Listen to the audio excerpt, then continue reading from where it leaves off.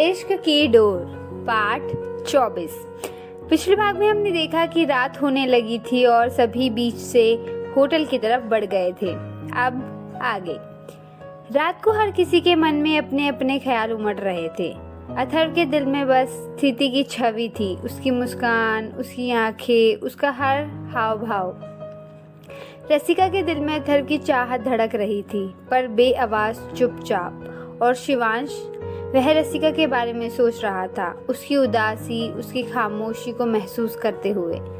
रात गहरी होती चली गई और आखिर सब अपने अपने कमरों में नींद की आगोश में चले गए।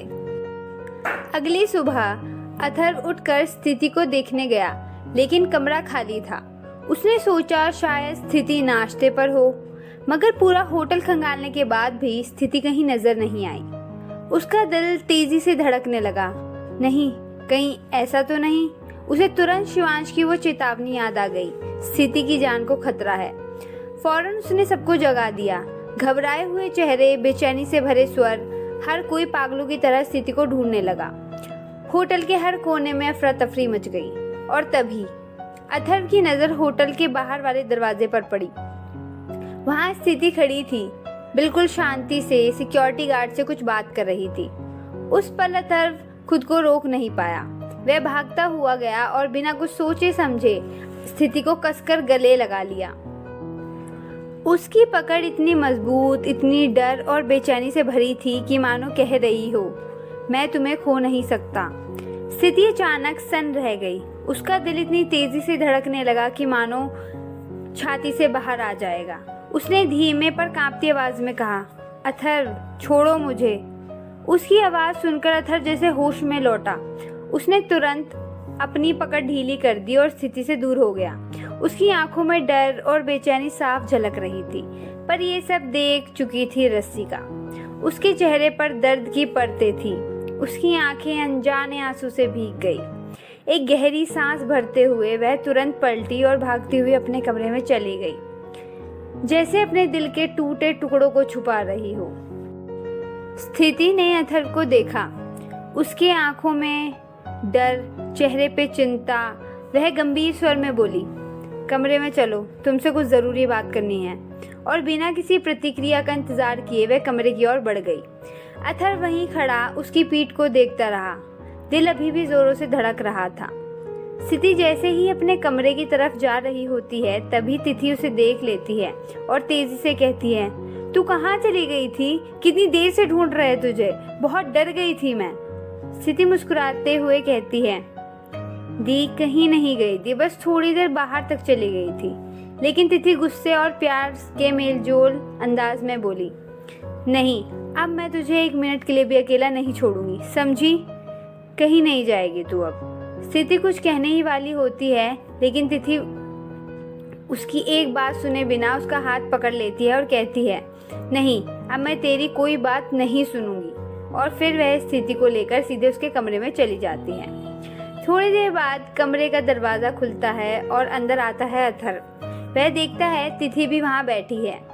हल्की झिझक के साथ वह कहता है, भाभी, अगर किसी चीज की जरूरत हो तो प्लीज बता दीजिएगा। तिथि उसे देखकर सिर हाँ में हिलाती है और मुस्कुराती है। अथर्व अपनी नजरें स्थिति पर टिकाए धीरे से वहां से बाहर निकल जाता है। अथर्व जैसे ही अपने कमरे में पहुंचता है, सीधे बाथरूम में चला जाता है। वह जोर जोर से पानी के छींटे अपने चेहरे पर मारने लगता है, मानो अपने डर और आंखों में आए आंसुओं को दबाना चाहता हो। पानी के हर छींटे के साथ उसका चेहरा और बेचैनी नजर आने लगी थी। आखिरकार वह शीशे में अपना चेहरा देखता है। उसकी आंखों में गहराई और डर साफ झलक रहा था। धीरे धीरे अपने आप से बुदबुदाता रहा, नहीं, मैं स्थिति को कुछ नहीं होने दूंगा, मैं उसे हर खतरे से दूर रखूंगा। कुछ देर तक आईने में देखने के बाद उसने फैसला किया कि मैं स्थिति को अपने दिल का हाल बता दूंगा। पर क्या वो भी मुझसे प्यार करती है? वह कुछ पल रुकता है, फिर अपने आप से ही कहता है, जब तक मैं उसे अपने दिल का हाल नहीं बताऊंगा, उसके दिल का हाल मुझे कैसे पता चलेगा? नहीं, अब और इंतजार नहीं। दोपहर का समय था। रसिका अपने कमरे में बैठी थी। उसके दिल में एक ऐसा तूफान उमड़ रहा था जिसे वह रोक नहीं पा रही थी। वह बार बार स्थिति और अथर्व की नज़दीकियों को याद कर रही थी।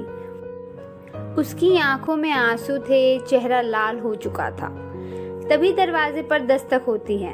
वह घबराकर दरवाज़ा खोलती है। सामने अथर्व खड़ा था। अथर्व तुरंत उसकी लाल आंखों को देख लेता है और हैरान होकर पूछता है, क्या हुआ रश, तू ठीक तो है ना? तेरी आंखें इतनी लाल क्यों है? तू रोई है ना? लेकिन क्यों? अथर्व का हर शब्द रसिका के दिल में तीर की तरह चुभ रहा था। वह तुरंत गुस्से और दर्द से दरवाजा बंद करती है और चिल्लाकर कहती है, तुझे पता था ना अथर्व, पता था ना कि मैं तुझसे कितना प्यार करती हूँ, वो भी बचपन से, तो फिर क्यों किया तूने मेरे साथ ऐसा? उसकी आवाज कांप रही थी और उसका सब्र का बाण अब टूट चुका था। रसिका जमीन पर बैठकर जोर जोर से रोने लगी। क्यों तू मुझसे प्यार नहीं करता अथर्व, क्यों? उसका यह दर्द देखकर अथर्व तुरंत झुकता है, उसे उठाकर खड़ा करता है और कहता है, रश प्लीज शांत हो जा, पहले खुद को संभाल यार प्लीज। लेकिन आज रसिका शांत होने वाली कहाँ थी। वह सिसकते हुए कहती है, क्यों नहीं करता तू मुझसे प्यार? क्यों सिर्फ स्थिति से प्यार करता है? क्या मैं उसके जैसी खूबसूरत नहीं हूँ? क्या मैं उसके जैसे पुलिस वाली नहीं हूँ? क्या कमी है मुझ में, बता ना अथर्व। मैं उसके जैसे बन जाऊंगी, स्मार्ट एलिगेंट, पर प्लीज मेरे साथ ऐसा मत कर। अथर्व की आंखों में गहरी मासूमियत झलक रही थी। उसने धीरे से कहा, रश खूबसूरत तो मुझे बाद में लगी, पहले मुझे उसके किरदार से प्यार हुआ। और रश मैं तेरे आगे अपना दिल खोल सकता हूँ, पर तुझे दिल दे नहीं सकता। तेरे साथ सुख दुख बांट सकता हूँ, पर जिंदगी नहीं। उसकी आवाज़ भारी हो चुकी थी। वह आगे बढ़कर बोला, रश तू हमेशा से बचपन से मेरी सबसे अच्छी दोस्त रही है, और दोस्ती और दोस्त प्यार से भी बढ़कर होते हैं। मैं नहीं चाहता कि हमारी इस सच्ची दोस्ती में कोई दरार आए। मैं तेरे फीलिंग्स की इज्जत करता हूँ, लेकिन सच्चाई यही है कि मैं स्थिति के अलावा किसी और से अपनी जिंदगी में प्यार नहीं कर सकता। अथर्व की ये बात सुनते ही रसिका अपने आंसू पोंछ लेती है। उसके चेहरे पर दर्द की गहरी लकीरें थी। वह धीरे धीरे उसकी तरफ देखती है और कहती है, चले जाओ यहाँ से अभी, इसी वक्त प्लीज। कमरे का माहौल भारी हो गया था। अथर्व चुपचाप उसकी तरफ देखता है और फिर धीरे धीरे दरवाजा खोलकर बाहर निकल जाता है। अथर्व जानता था कि जब रसिका बहुत दर्द में होती है तो वह किसी से बात नहीं करती, इसलिए वह चुपचाप उसके कमरे से निकल गया। दिल में भारीपन लिए वह अपने कमरे में चला गया। धीरे धीरे शाम का समय हो चुका था। आसमान लाल नारंगी रंग में रंग चुका था। सूरज ढल गया था। होटल वालों ने उस रात एक बॉनफायर का इंतजाम किया था। होटल के बहुत सारे लोग उस आग के चारों तरफ बैठ गए थे। लकड़ियों की जलती हुई महक, अंगारों की चटक और हंसी मजाक ने शाम को खुशनुमा बना दिया था। थोड़ी देर बाद तिथि, विद्युत, स्थिति, शिवांश, रसिका और अथर्व वहीं आकर बैठ गए। माहौल बेशक खुशनुमा था, लेकिन दिलों की उलझन अभी भी बरकरार थी। सबके चेहरों पर अंगारों की रोशनी पड़ रही थी, जो माहौल को और भी रंगीन बना रही थी। बॉनफायर को और खास बनाने के लिए होटल के स्टाफ ने शो योर टैलेंट का एक प्रोग्राम रखा था। स्टेज पर आते ही होस्ट ने मुस्कुराते हुए कहा, दोस्तों आज की इस शाम को और यादगार बनाने के लिए आप सभी यहाँ अपना टैलेंट दिखा सकते हैं, चाहे गाना हो, डांस हो, एक्टिंग हो, कुछ भी। कार्यक्रम शुरू हुआ। किसी ने शानदार डांस किया, किसी ने कॉमेडी से सबको हंसाया, किसी ने अपनी लव स्टोरी सुनाई तो किसी ने दिल छू लेने वाली शायरी पढ़ी। माहौल हंसी, खुशी और तालियों से गूंज उठा। अब बारी आई अथर्व की। वह उठकर धीरे धीरे स्टेज पर गया। सबकी निगाहें उस पर थी, लेकिन उसकी निगाहें सिर्फ और सिर्फ स्थिति पर टिकी थी। उसने गाना शुरू किया, जो तू मेरा हमदर्द है, सुहाना हर दर्द है। अथर्व की आवाज गहरी और भावुक थी। वह गाते हुए लगातार स्थिति की आंखों में देख रहा था, और स्थिति वह बिना किसी रिएक्शन के, बिना पलके झपकाए सिर्फ और सिर्फ अथर्व को देख रही थी। आसपास का शोर उनके लिए मानो गायब हो चुका था। आग की लो और डूबते सूरज की लालिमा में दोनों की आंखें एक दूसरे से बात कर रही थी। अगली बारी आई रसिका की। दिल में दर्द का समंदर था, लेकिन चेहरे पर हल्की सी हंसी और आवाज में गजब की साफ गोई। वह खड़ी हुई और शायरी पढ़ी। नहीं हम में कोई अनबन नहीं है, नहीं हम में कोई अनबन नहीं है, बस इतना है कि अब वो मन नहीं है, बस इतना है कि अब वो मन नहीं है। मैं अपने आप को सुलझा रही हूँ, मैं अपने आप को सुलझा रही हूँ, तुम्हें लेकर कोई उलझन नहीं है, तुम्हें लेकर कोई उलझन नहीं है। इतना कहते कहते उसकी आंखों से एक आंसू गिर पड़ा, लेकिन उसने तुरंत सबकी नजरों से छुपाकर आंसू पोंछ लिया और मुस्कुरा दी। पर भीतर से उसके दिल बिखर चुका था। किसी को उसकी मुस्कुराहट दिखी, लेकिन शिवांश ने उसकी हर बात, हर तकलीफ, हर लफ्ज को महसूस किया। उसने उसकी आंखों के पीछे छुपे दर्द को साफ पढ़ लिया था। अब बारी थी शिवांश की।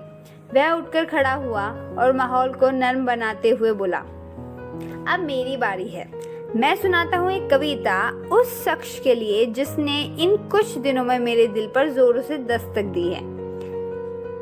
कभी लफ्ज भूल जाऊं, कभी बात भूल जाऊं, कभी लफ्ज भूल जाऊं, कभी बात भूल जाऊं, तुझे इस कदर चाहूं कि अपनी जात भूल जाऊं। उठकर कभी जो तेरे पास से चल दूं, उठकर कभी जो तेरे पास से चल दूं, जाते हुए खुद को तेरे पास भूल जाऊं। कैसे कहूँ तुझसे कि कितना चाहा है तुम्हें, कैसे कहूँ तुझसे कि कितना चाहा है तुम्हें, अगर कहने पे तुमको आऊं तो लफ्ज भूल जाऊं।